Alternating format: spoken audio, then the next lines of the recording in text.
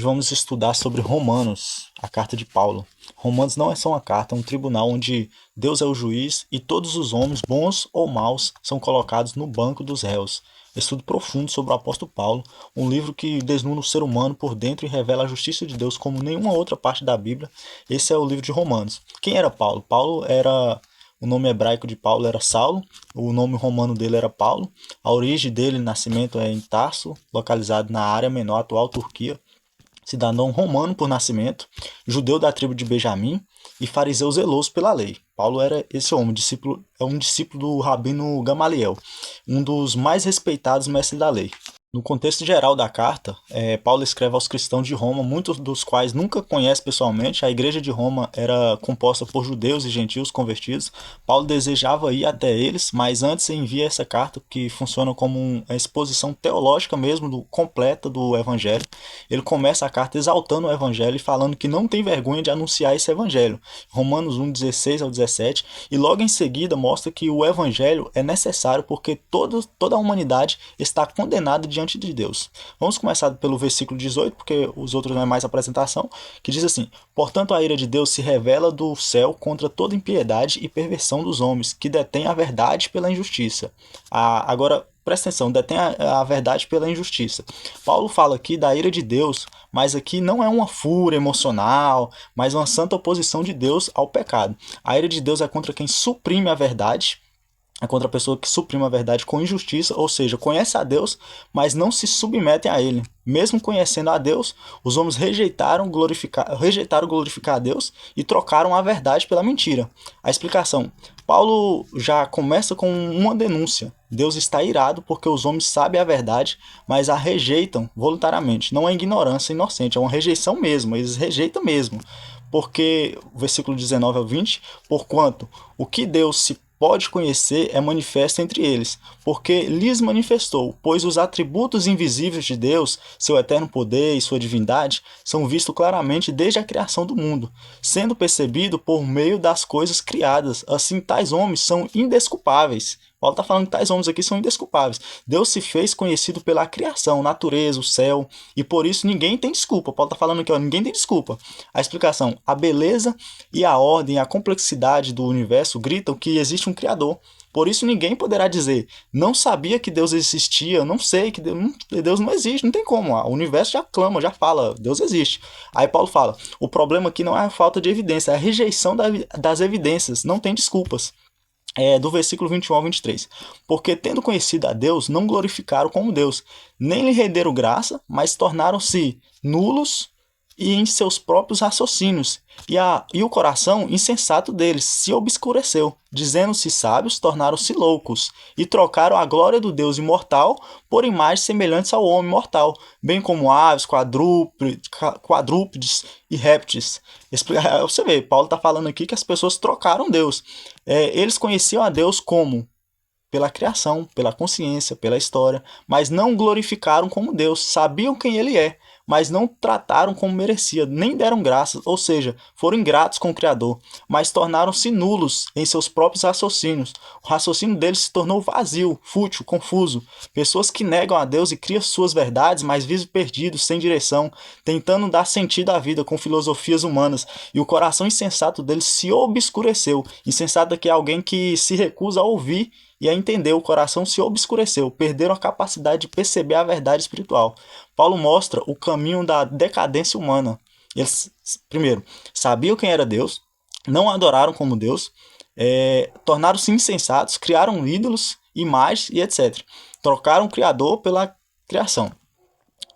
No versículo 22, dizendo-se sábios, tornaram-se loucos. Eles se achavam intelectuais, evoluídos, livres, mas diante de Deus se tornaram loucos, pois trocaram a verdade por mentira. No verso 23, e trocaram a glória de Deus, do Deus imortal, por imagem semelhante ao homem mortal, bem como as aves, quadrúpedes e répteis. Trocaram o Deus glorioso e imortal, trocaram o nosso Deus por ídolos visíveis, criados à imagem do homem ou dos animais. Isso mostra o rebaixamento espiritual, né? Mostra o rebaixamento espiritual. É uma queda progressiva da verdade para a idolatria total. No versículo 24, por isso Deus os entregou à impureza sexual, segundo os desejos pecaminosos dos seus corações, para a degradação dos seus corpos entre si. Por isso, olha o que ele está falando no verso 24. Por isso, consequência direta dos versos anteriores, rejeição de Deus, idolatria. Deus os entregou, ele não forçou o mal, ele retirou sua mão e o homem afundou por conta própria, desejo do coração. As pessoas mesmo já desejavam isso. Degradação dos corpos. Corpos que deveriam glorificar a Deus se tornaram instrumentos de pecado. É como se Deus dissesse: se é isso que vocês querem, eu não vou impedir. E a consequência é a autodestruição. Vocês mesmos estão se destruindo aí. Verso 25. Trocaram a verdade de Deus pela mentira e adoraram e serviram as coisas e seres criados em lugar do Criador, que é bendito para sempre. Aqui, ó, dá para ver uma idolatria. Idolatria aqui é uma troca da verdade por mentira. Adorar o que foi criado. Não é só imagem de escultura. Pode ser natureza, dinheiro, pessoas, prazeres. Pessoas direto, as pessoas trocam Deus por causa dessas coisas. No verso 26, por causa disso, Deus os entregou a paixões vergonhosas. Até as mulheres trocaram as suas relações sexuais naturais por outras contrárias à natureza. No verso 26 fala assim, ó, por causa disso, Deus os entregou às paixões vergonhosas. Até as mulheres trocaram suas relações sexuais naturais por outras contrárias à natureza. Paixões vergonhosas.